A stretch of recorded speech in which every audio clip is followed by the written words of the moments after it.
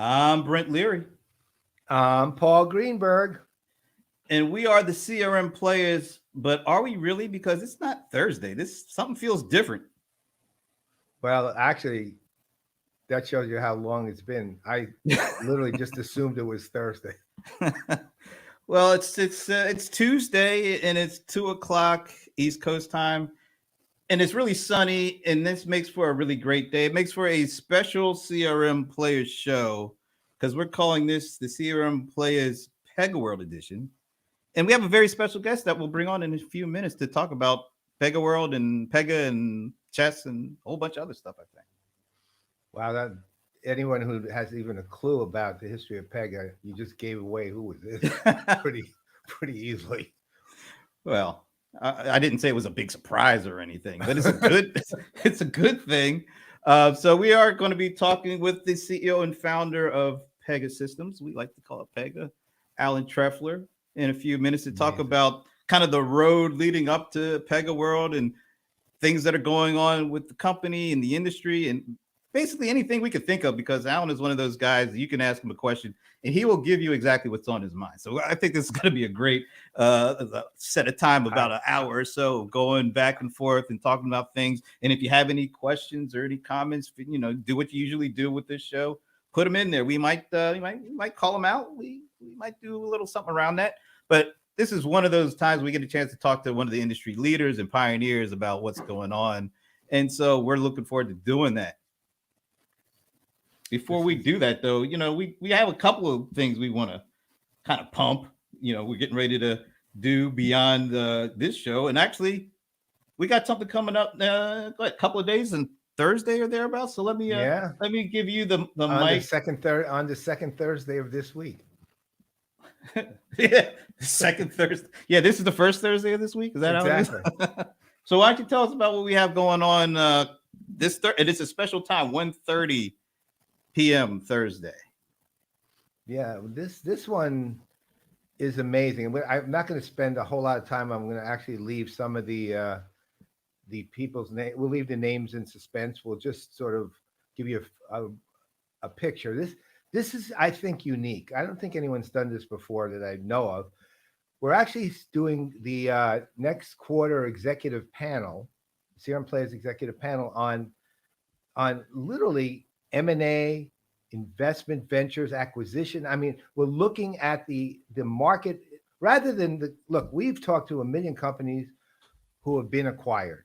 Okay, at one point or another, they've been acquired. They've done their A, B, gotten their C rounds, their D rounds, whatever. But this is the people who give them the money, right? These are the people who literally figure out these are who we want to invest in one way or the other. And what we're doing it is from a perspective that I don't think also anyone else has done, which is we're literally, I mean, we're categorizing it in a lot of ways. We have a venture capitalist, we have a private equity fund representative, we have an angel investor, and we have a person who is in charge of M&A for a company who's usually a company being invested in or acquired. But in this case, they do the acquisitions and the investments themselves, which is in this case Wipro. So these guys, these people are for. We'll get into more detail throughout the week. Just sign up for this one. Come hear it. Come listen. It's just going to be amazing, and the perspective is different. And they're going to be look. All you companies interested in being invested in, ask the questions. Come and ask the questions. They're here for that. So. And the other thing, of course, because it's an executive panel, we have the players in residence coming on, all three. We have also several analysts coming on who will be part of our rolling panels of analysts. So it's going to be killer. So it's this Thursday at 1:30 p.m. Be there, or I was going to say B square, but man, that's old. Then that means and now that you say B square, that means you're talking about be a company that takes credit cards for small businesses. Yeah, I'm not doing that one either. So No, just try to join us on Thursday at 1:30. Right, that would be the best. Okay, and I got to want a quick shout out because not only are we getting ready to talk to Alan right now, but I get a chance to talk to Hayden Stafford, who is the president of Global Client Engagement for Pega, and that'll be next Monday. special time next Monday, 10 a.m. Eastern. I know it's kind of early for you West Coasters, but it's worth getting up, I think. So that's quick. Oh God, yeah. Hayden's awesome. I've known him a long time. He is awesome. And he's, let's say this, his red head indicates how much fun he actually is, which is a lot. Wait a He minute. really knows, he knows Is his that stuff. He's wait a he's minute, you just happy blew my mind. man. Is that a thing? Is red hair an actual precursor or to tell you that somebody is funny or not? I mean, I had no idea that's how that worked. Well, that's because I made it up. Okay. I just thought it might have been a thing that I just didn't know about. Yeah, maybe Dennis Palmer can go into the genetic coding of red hair to help us with that. You might do that on next week's Gilmore Gang. We'll see. Do that. That'll work. All right. One last thing before we get into it. We are doing our very first watch party a week from today. It's the Adobe keynote. And we try to do watch parties for these big events, and so we're expected to be. Let's put it like this: we're expecting this time around this year the Adobe Summit keynote will probably look and feel a little different than it did last year. Yeah, let's we won't dwell on that too much. No, we will not. All right, just wanted to get that out there. So next Tuesday, join us for that as well. All right, I think we got everything out of the way. Let me get rid of this if I can. Here we go.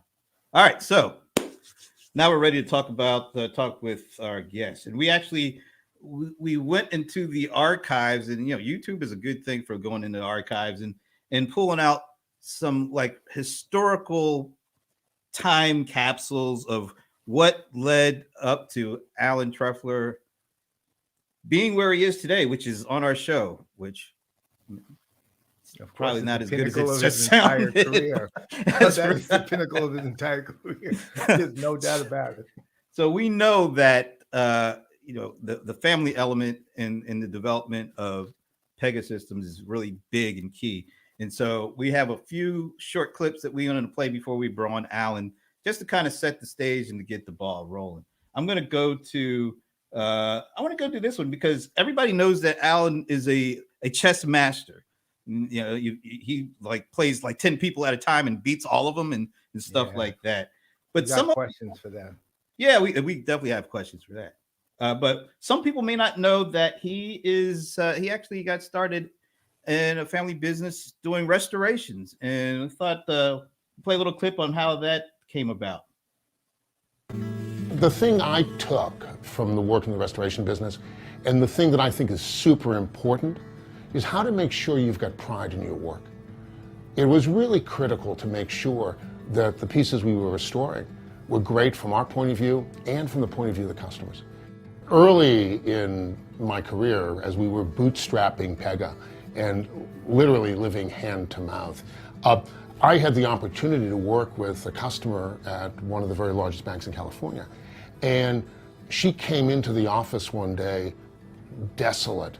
And she said, well, I have this baptismal plate that was given to my granddaughter, and my daughter broke it yesterday. And I said, well, if you bring it, I can take it home and fix it. And she looked at me perhaps a bit wondering as a software programmer why I thought that was something that I could do. But what I ended up doing was I said, well, bring it in. And on my next trip to California, I brought the materials you would need to do a repair. And in her office, we very carefully repaired the plate. And I think it convinced her that I might be good at software too. And that became one of our very largest customers over the next several years. All right. That goes back, not quite all the way back to the origin story, but this next clip, I think, gets really closer to it. We want to save this one for the last before we bring Alan on, because I think this one, there's a lot of questions I have around this one. Ah, such good boys. I remember when they were kids and they decided to build a model airplane. I suggested that they ask their Uncle Filbert for help. Is this the plane you want? Uh-huh.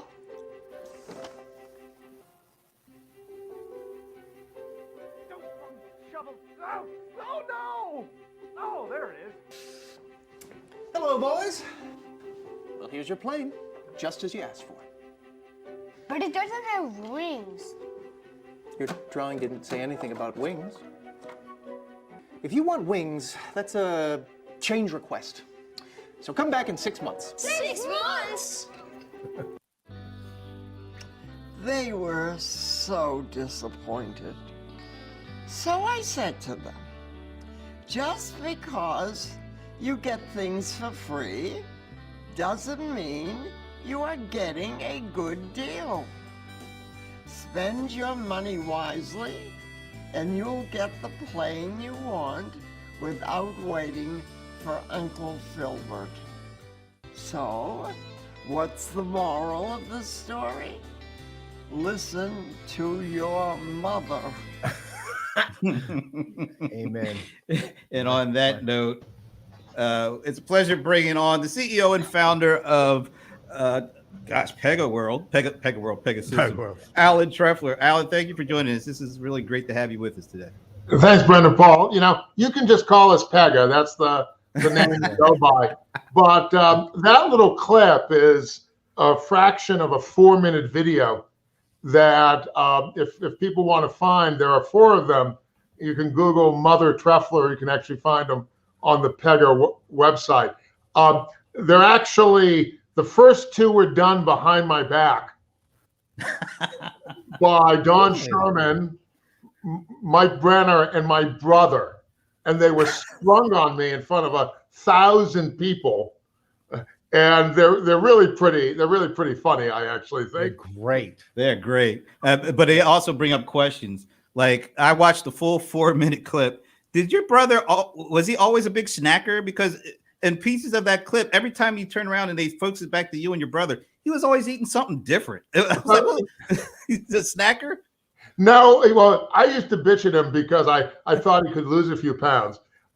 And as revenge, he put himself constantly eating in those little clips there. But the irony now is I'm the guy who needs to lose a few pounds, and he got himself into perfect shape. So, I guess you have to be careful what you point at. You might come back. Those are literally classics. I'm not kidding. I actually remember being at a PegaWorld years ago, and you and I were in the middle of like a little bit of a public battle. It was a fun one, but it was a public battle. And you flipped it to that video, and the audience just went crazy. They loved it. You just did this quick flip over to, it was the full version of that video. And I had never seen it until that moment. And I was like, wow, what could I say? I mean, I grew up in let's call it a household with a slightly different, but similar enough mother. Right. So I totally got it. Was your Uncle Filbert, was he the precursor to the scientists in Back to the Future? Because there's I think that there was some inspiration taken from that. But that was actually the second one. The first one is the one about the train set, which looks eerily like IBM and Oracle back in the day. So, listen, one thing I've always seen about Pega, and this is something that's always consistently impressed me, was if I go all the way back to Pega's earliest history, and I've seen it pretty much since, not the beginning, but, close enough to it. If people are taking the kind of big picture view of Pega back then, people would always say about you, it's BPM. They're process focused. They're aimed at, efficiencies and improvements, and they scale really well, and so on and so forth. And if I'm giving it let's say the broad, just a term for early days, we would call it, say, mechanical. Okay, that's a compliment, by the way, not an insult. Now I look at Pega, and it's focused around customer engagement and behaviors and identifying it pretty much every level, how a customer is thinking and how to personalize the interactions with them. And you've gone from effectively mechanical to emotional. You've gone from a left brain to a right brain. But the thing that blew me away the most, and it's consistently done this, is that you never lost a beat in your corporate narrative from year to year. I mean, typically when a company makes let's say a public change that dramatic looking, they lose customers, they churn, because the customers say, well, they're not serving us anymore. You guys, your churn rate's almost zero, right? It's probably 6, 7, 8 years, even 10 maybe. You made this transition, but it went from like mechanical to CRM-ish to CRM to customer experience to customer engagement. Never missed a beat. How did that thinking even evolve? I just, what went on your mind and the mind of your team to get there without losing any customers? Well, thank you for that. And I do, one of the things that I'm really proud of is that my first 2 customers who went live in 1984, God forbid, are still customers to this day. Wow. Bank of America and Citibank, and much larger customers. We're still doing the stuff we did for them originally, though literally in both cases, many dozens of other things as well. I think part of it was the understanding that there is a continuum that reaches out from the core skill set we had of being able to get work done to touching the actual clients and touching what the clients are aspiring for and trying to do. And with the introduction over the years, as we have, of being able to do the front office CRM type things, but understanding it really wants to be hooked in to being able to do things end to end, and then adding the AI capabilities and a lot of the adaptive analytics and other things that literally got you into the mind of your customers or their customers. I think there is a continuum there, and we've been very careful, unlike a lot of companies in this business, to not just go out and acquire a bunch of crap, but when we buy something as a company, it's because it's consistent with that end-to-end vision. And I think that is, it's very important, because what we're looking to do is create a holistic vision for our customers, and that's what's kept us, I think, honest and really engaged. So how has that vision that you have for your customers and how you interact with them, how has this pandemic, how has the last 12, 13 months affected that image? And also go back to that first clip about you starting out with restoration and how that played a role in getting that first client.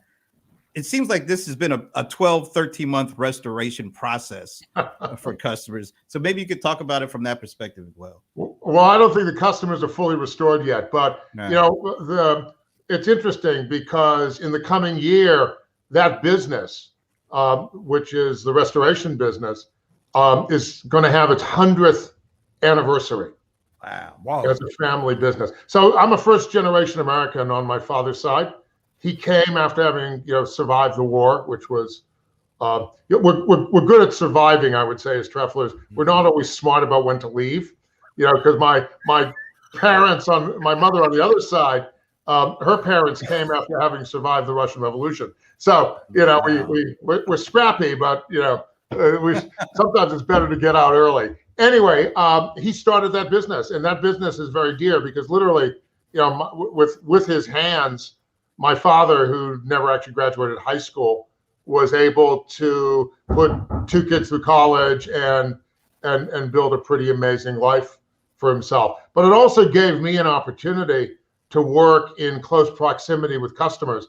And though I wasn't really terrific at the restoration, so it was never going to be a business I was going to be skilled enough to go into, it did provide me a lot of sort of access to individual customer interactions from a very young age. And I think that was pretty important to my early development and to the values I think we have as a company. So what kind of, you were writing, well, I mean, over the last year, actually, I noticed you guys have been involved in things like vaccination management and a number of other things to really support people throughout the pandemic. And you have actually, in general, an interesting philanthropic model too, which is that you actually are supporting locally more than you support globally. Meaning, wherever you are, wherever you have people, you tend to be supporting important projects locally. And obviously, given we're in a global pandemic, but it's having enormous impacts in every locale in the world. I know you guys have been very active. How is that, on the one hand, how did you manage to effectively, and as this began becoming clearly it's going to be here a while, how did you manage to sort of ramp up and make decisions on what you wanted to do and how you wanted to do it to support the world, in the midst of all this? I mean, how'd that work? Well, I think it's good for people as individuals and companies to really work to support the people in their communities. I think you have the greater visibility. It's easier to develop confidence that what you're doing is actually going to have an impact. Relative to the question you asked a moment ago about the pandemic, I was pretty worried for the first 48 hours about how things were going to work out. I was in Europe the second week of March, which was the last week that travel was really allowed. And I scampered back from Amsterdam, just under the sort of closing of the borders. And we didn't really know what was going to happen because we'd historically been very physically engaged with a lot of our customers, having close to 6,000 people all over the world, putting people in conference rooms with customers at the whiteboard, brainstorming, thinking about their futures. How do you do that in a world where you can't get there and customers don't want to be in the room with you anyway? But after about 72 hours, I was just really amazed with how our team just, hunkered down, figured out how to do things virtually, figured out how to create those collaboration sessions on media such as this, and to do it really, really effectively. So we were fortunate. The pandemic has gotten everybody to realize that digital transformation is a must. And I think that has both, immediate impact where we have helped, for example, I was talking to somebody about, the German government suddenly needed to be able to handle, massive crises in business where they'd never had anything like that before. And they needed to take hundreds of thousands of, help applications from these businesses. We got that system from concept to live in 5 days. Wow. And we're able to, it led to something that's never happened before in over 30 years of business. They actually put out a press release about how good how well they were handling this. And they named us by name in the press release. And so normally you have to go argue with customers to be able to get them to put a press release out. These guys were actually so thrilled with what happened that they went and themselves promoted it.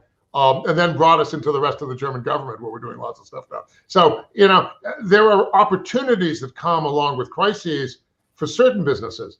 And we're lucky enough to be one of the ones that has been able to both ourselves grow during this pandemic, but also help other organizations, stabilize and do a better job of serving their constituency. So you mentioned that the acceleration of digital transformation, I think that's across the board, almost every company that I've heard from. But how has your customers changed the definition of what they view digital transformation as? And yeah, they know they had to speed it up, but what did they have to change in order to kind of stay afloat in what's going on here?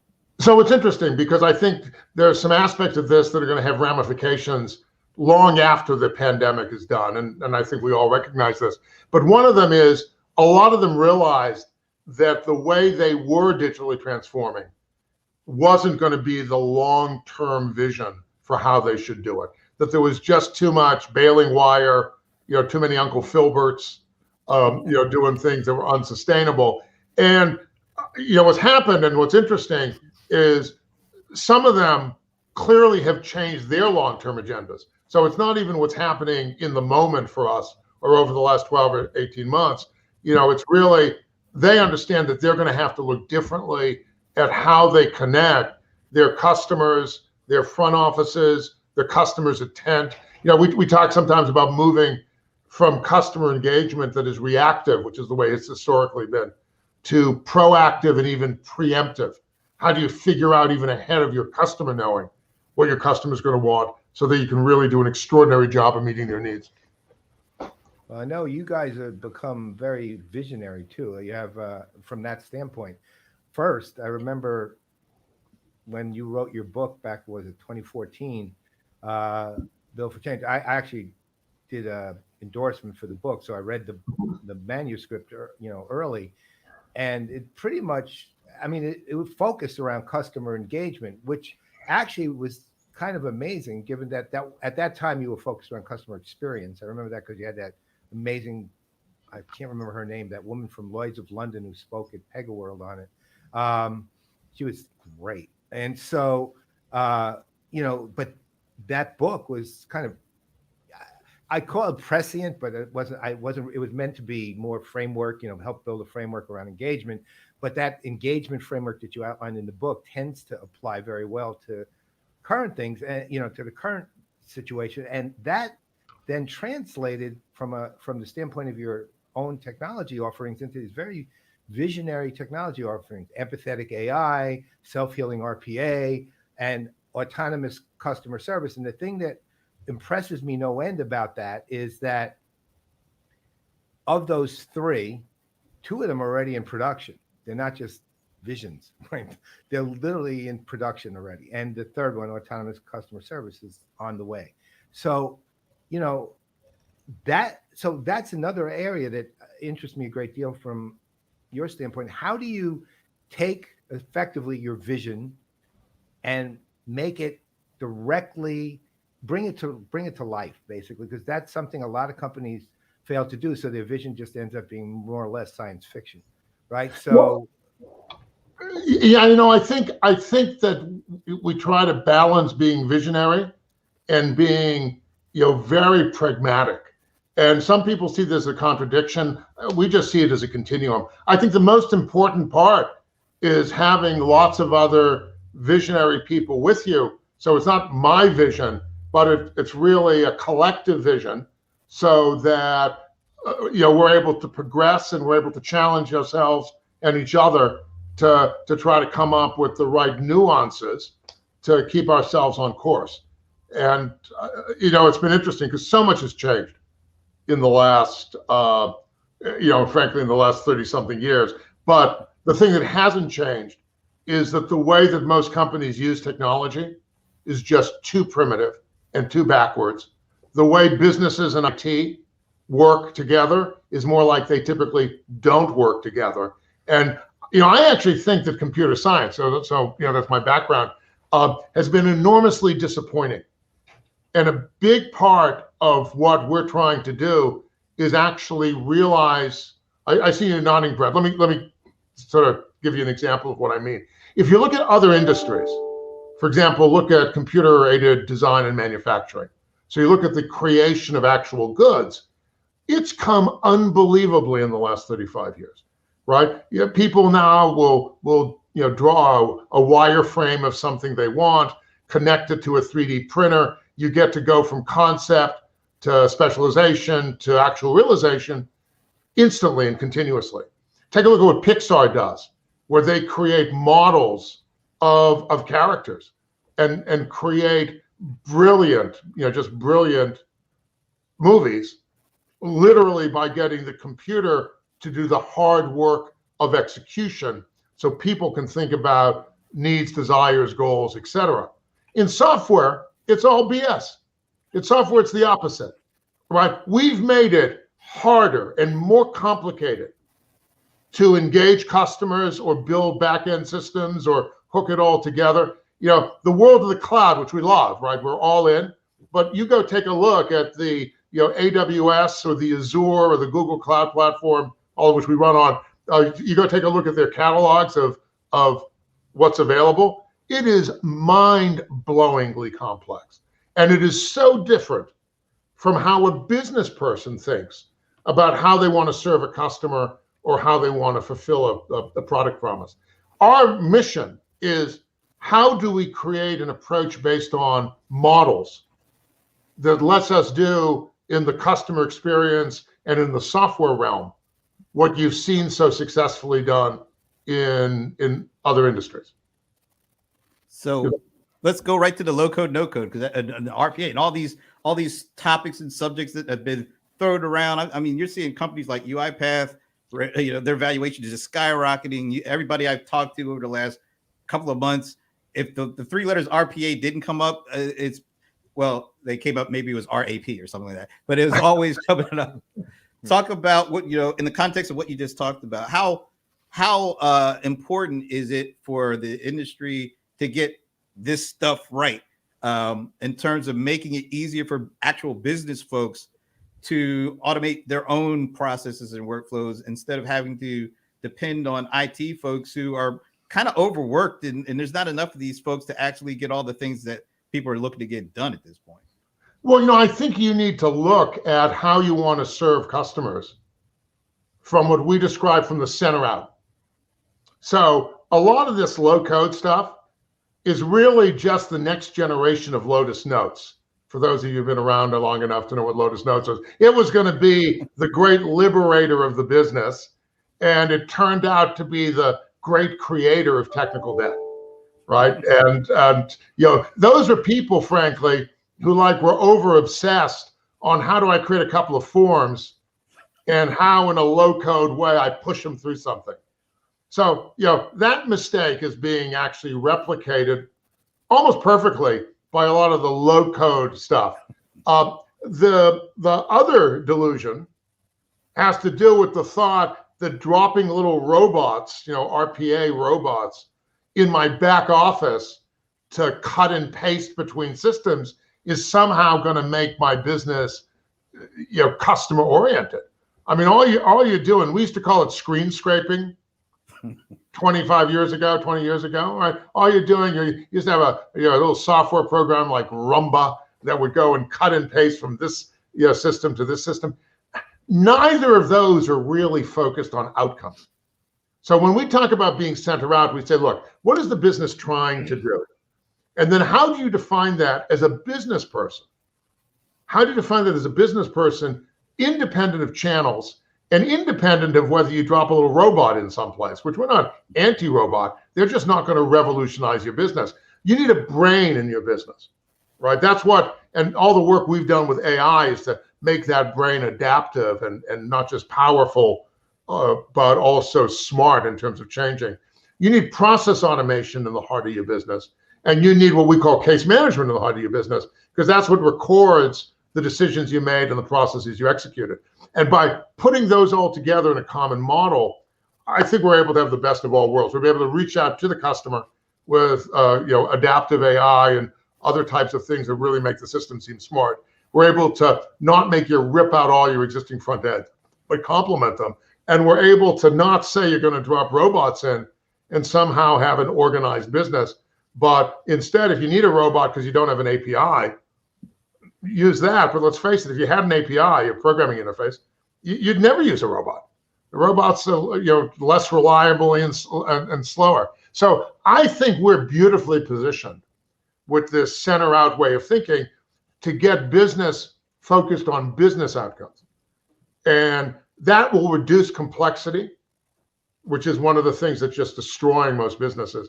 That will improve agility, and it will do it in a way that's, not all of these, microservices miraculously reconfiguring themselves in ways that, frankly, they don't. Last year, we came up with a couple of dozen new computer languages. Who the hell needs more computer language? I mean, the reality is we need to make things clearer and simpler and more business effective. And as an industry, the software industry has just become too enraptured with, complex cloud architectures, data scientists, all sorts of other folks who we should be working to simplify, but instead are almost celebrating that complexity. And, I think you mentioned that there are not enough of them. Well, there's not enough of any of these folks. and after 3 years, your brilliant new system has become technical debt, and I just think it's a mess. From our point of view, it's a great opportunity.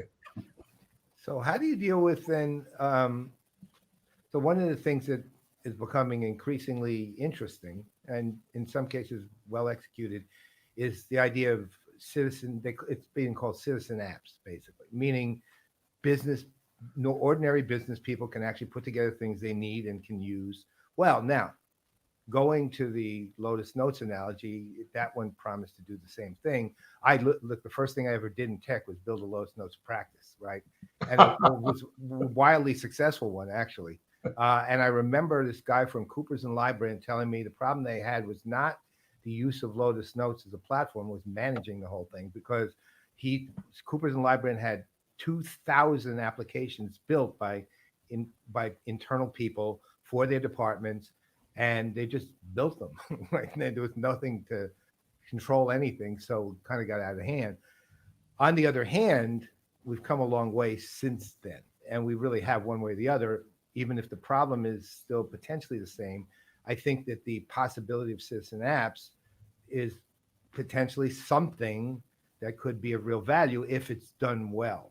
Well, but the thing that Lotus Notes missed was that you need a platform for the citizen engagement and citizens apps. So we love the idea of citizen developers. We just think it should be on something that has enterprise characteristics around security, enterprise characteristics around scalability, enterprise characteristics like reuse, so that if somebody builds something or an interface exists, whatever, the next citizen gets to take advantage of that and build from a higher plane. The way lots of this low-code stuff is being done now is it's actually worse than the Lotus Notes conundrum, because Lotus Notes was actually really a pretty good product. I didn't realize, Paul, that you'd specialized in that. But First thing I ever did in tech. In its era, I was actually pretty concerned that some of what Lotus Notes was going to do was going to impinge on our vision and our future if they had decided to go more enterprise. But in fact, they didn't. And then, of course, they were acquired.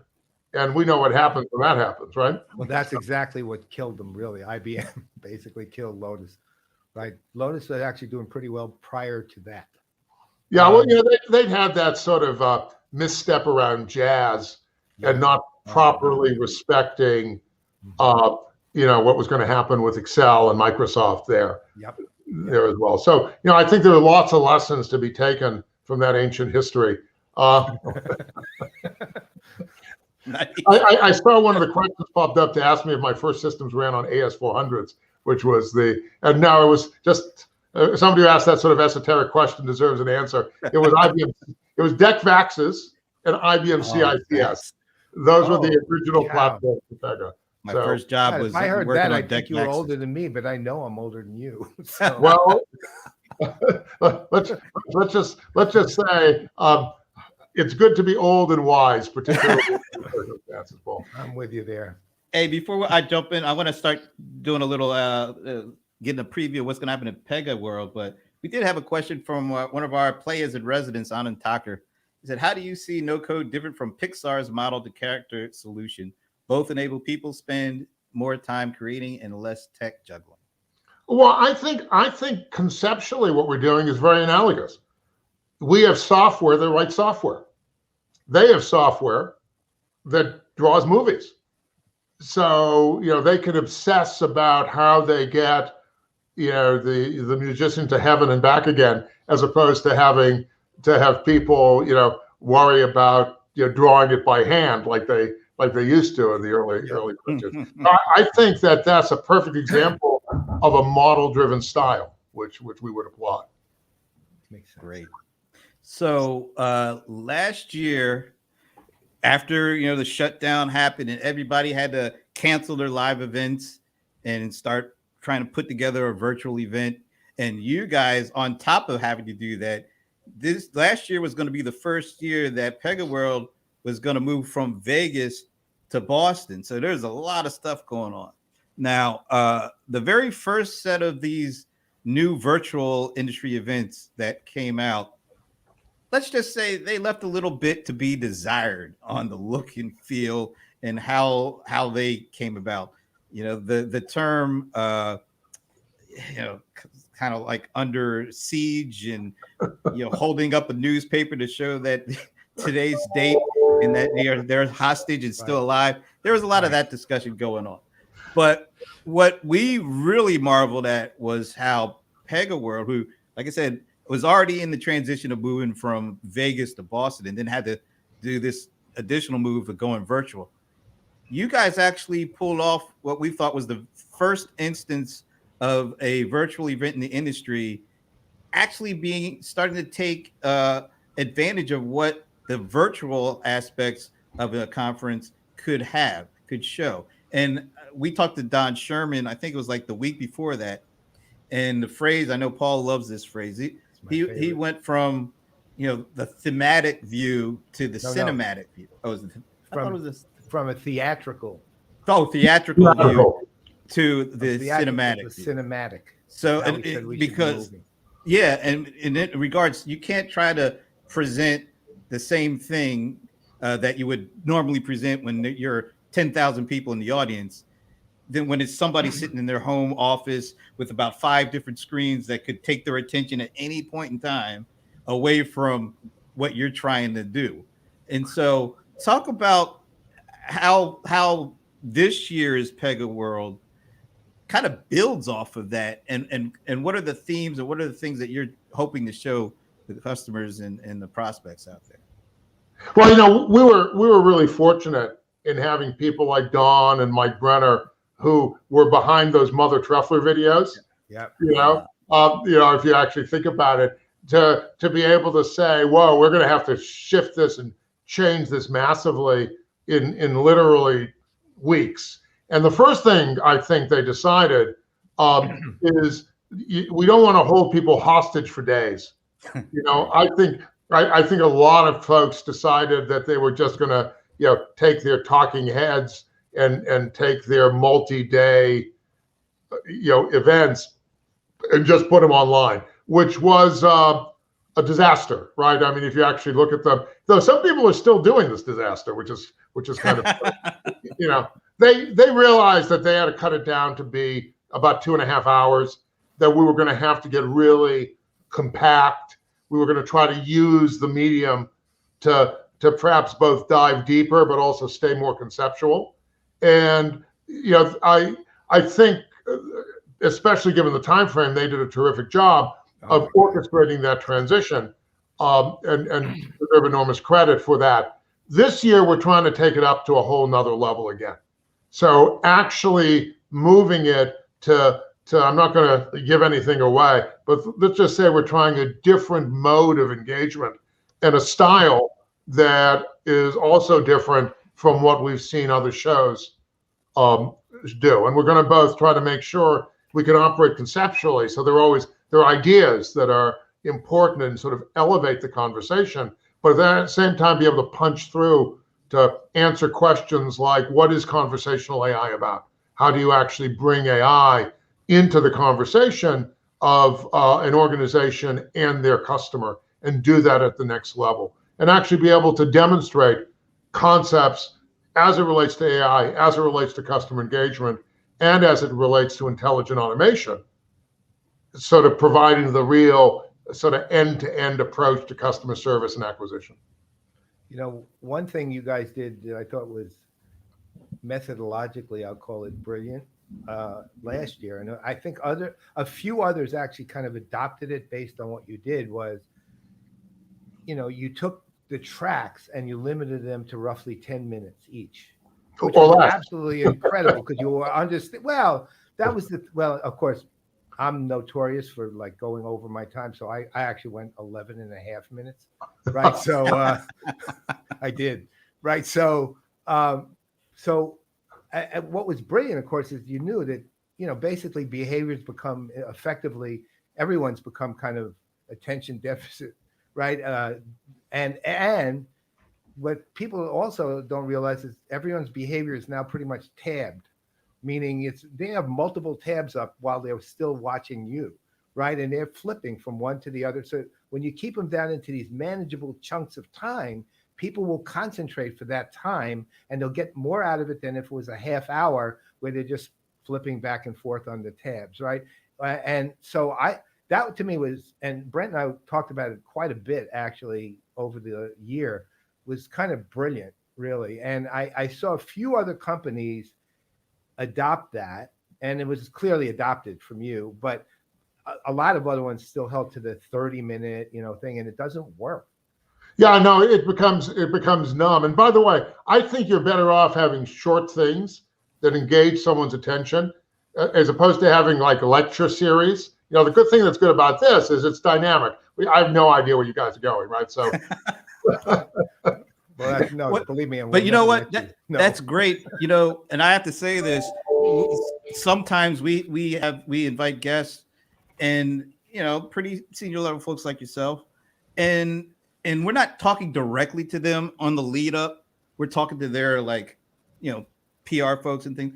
And the first thing they ask us, can we get a list of questions? And the beauty of doing this with you is nobody asked us a thing because they know you. No. They know that's the last thing you need is a list of questions. Well, I drive my head of PR. She's wonderful. I drive her crazy because she keeps wanting to prepare me, and I keep explaining that if I don't have the answers. But I think she's afraid that I might go Elon Musk someday. And who knows? Maybe that should be a resolution for the coming year. That. So he has all the answers. He doesn't necessarily give them in the right way, I would say. Right. But look, the most important thing I think for engaging with clients or having any event, whether it's a produced one like Pega or a discussion like this, is you got to be genuine, right? You got to be true to the material and true to the engagement with whoever it is you're engaging with. And if you do that, then you don't need to know the questions. Yeah. So I have a question now. And I don't know. Should, Brent. So what industry deficiencies, if any, have been exposed by the pandemic?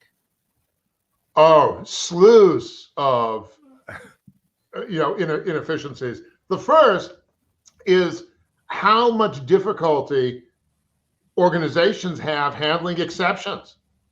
Right, the pre-pandemic world, we had slews of exceptions, and the mechanisms for dealing with them were pretty ad hoc.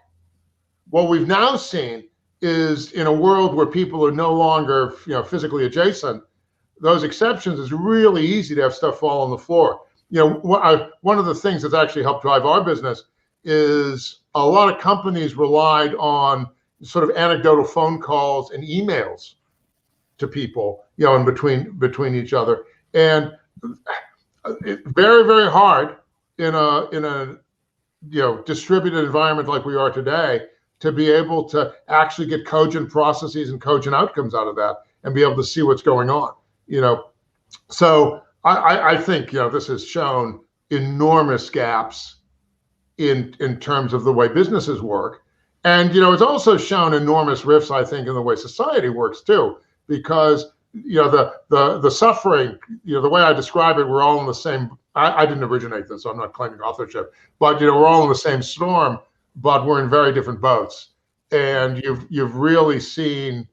You talked about our local efforts. We've worked hard with a lot of the sort of local restaurants and providers and other sort of folks in our area to make sure that we were still,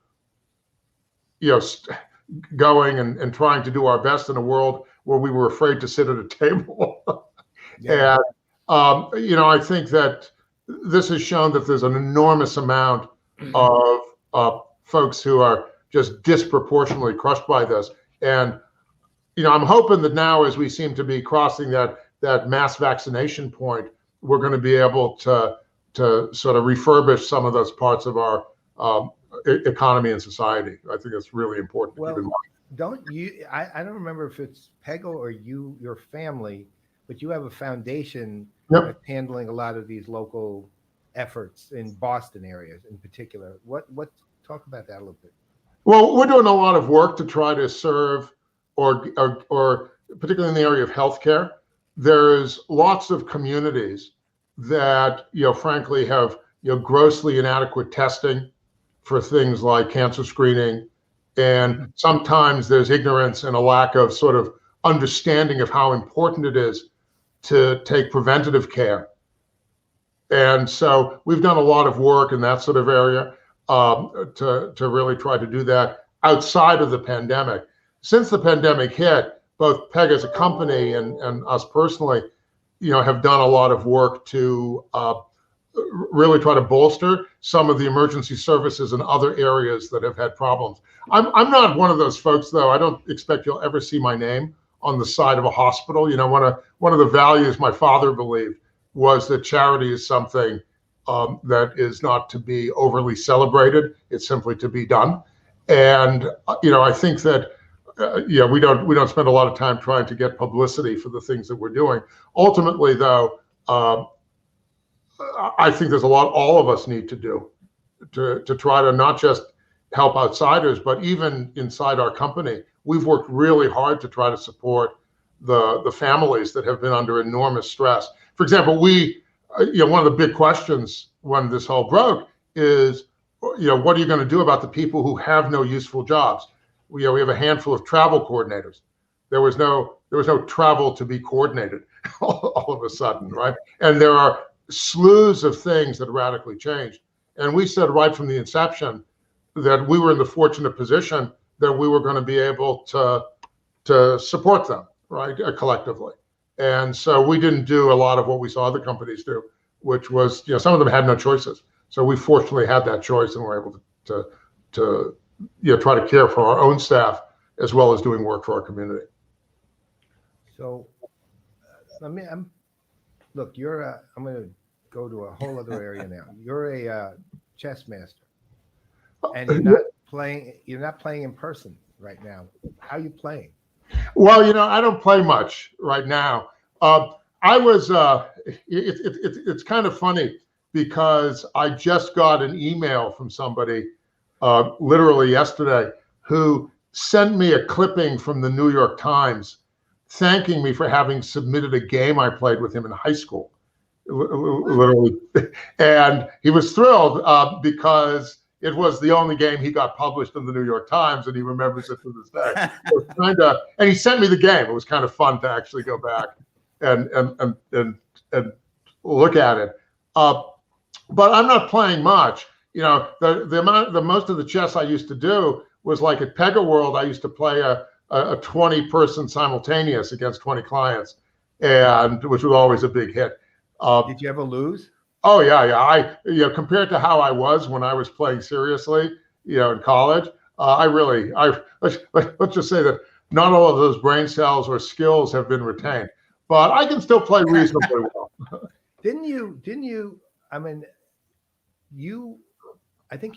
weren't you like co-champ in 1975? Yeah, in college, I was co-champion of something called the World Open, which was the largest chess tournament at that time. I was a sophomore in college. Tied for first place. There was probably 1,100 people there with a famous international grandmaster named Pal Benko. And I promptly decided that was a good time to retire. Nice. Hey, we're getting close to the top of the hour. I know we got to let you go soon. So I just want to. There's one question in particular I have to ask because we ask all our guests this. But before we do that, I want to play a clip, and then I want to ask you a question based on this clip. So let's see how Ultimate success will be judged by the extent to which the culture persists, grows, evolves. And hopefully I've done a good job of leading by example, and that it won't be static after whatever point of the future I'm no longer here. Evolving, or as we like to say, building for change, I think is absolutely central to any success. All right. Wise words by a wise man. So trademark too. Trademark too. Build change is our company tagline. So there it is. All right, so I got to ask this question before my last question is. So we saw Jeff Bezos sign off or announce that he's going to hang him up as the CEO. There's been some speculation around if Mark Benioff is in the process of doing that as well. You're 36 years into this? Are you getting close to making any announcements that we should know about? Well, do I look like I've lost my enthusiasm? I guess I would say. Look, Not at all. As long as you can have pride in your work, as I said earlier, and feel that you're doing something constructive and having the privilege of working with a group of people who challenges you and helps you evolve. I think that's something that I could do. I've actually said sometimes that my exit strategy is a pine box. Wow, that's cheerful. That says it all right. That, by the way, is an original. Somebody asked me what my exit strategy That's was. not trademarked. That's not a tagline for the company. Okay, so we've come to the time where I have to ask This is the big important, by the question. way. And Very you notice important. we had to hold this till the end because if you had answered the wrong way, I'd hate to think what would happen. But do you have a favorite NFL team? Oh, You're not going to like the answer, all right. but it's the Patriots. Though lately I've been cheering for Tampa Bay. So That's like a double-edged sword that you just rip Wow. right from one end to the other. I just have to make sure of one thing that you see here. again, I can see that. I knew it was a high risk answer. Yes, that is literally the kind of answer that gets you thrown off shows. Yeah. And Paul, I want you to know how much empathy I have for you. Yeah. After Okay. last You season. really think I worry? We'll see how this ends up at the end of the year. Who ends up Oh boy. Boy. I All don't know. right. This has been a lot of fun. Just one last thing. You guys recently hit the $1 billion annual revenue mark, which congratulations for that. There's a rumor going around that the reason that really happened was the Layer Cakes won the inaugural BYOB award, and that kind of catapulted things.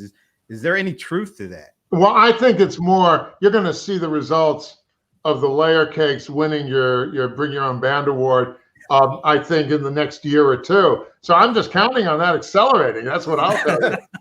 But that was quite some contest you guys put on. And the Layer Cakes, I think, really showed their depth. That's a bit of a bad pun with They Layer. were, look, Wow. truthfully, they were. And you were genuinely doing so amazing. well, man. We're gonna, even for that last statement, we're gonna forgive you, the Patriots and the Red Sox. Thank you for that. I appreciate it. We'll forgive you it. No, we thought they did an awesome job. And the cinematic, I mean, you had the drones and you had the yacht, and it was beautifully done. Well, they do that every weekend. I don't know what you think, but you got into the harbor, play a couple of riffs. That's just normal. You don't have to pull that up once. So for their next set of videos, are we going to be seeing you in there? I mean, do you have any musical, talent going on there? I'll wrap that up by telling you something that very few people in the universe know, and will, I think, answer your question implicitly and explicitly. My instrument of choice growing up was the accordion. Yeah, that does say it all there. Polish father and all of that. But let's just say that I was never a master of the accordion or any other instrument that I played. Well, you could fall back on the chess, so that was a good thing. Yeah, we'll have to, or who knows? Maybe I can start hosting a radio show. There it is. That's And a good idea, actually. And on that note, this has been great. I really thoroughly enjoyed this hour. And it's always a pleasure to speak to somebody who doesn't have to, check to see if they're saying things right. You just say what's on your mind, and we appreciate that. Don't worry Well, about I think you kind of live up to that standard too, Brent, don't you? When it comes to like Patriots fans, yeah, I usually do. But but this has been great. Thanks again for doing this, and can't wait to check out PegaWorld. That's May 4th. The keynote is May 4th, right? May 4th. Well, the whole thing is May 4th. Remember, it's just going to be 2.5 fun-packed hours. So please, go to PegaWorld.com, sign up, and we promise you it will be interesting. And I think you'll find a lot of new stuff that's coming, which will be cool. Looking forward to that one. I am. I really am. Absolutely. Well, on behalf of Alan Trefler, I'm Brent Leary. I'm Paul Greenberg. We are the CRM Playaz, and my God, we actually will see you in 2 days. Usually we sign off for the week, but you'll see us in 2 days. So I hope you see us and we see you 2 days. Take care. Thanks again. Take care, folks.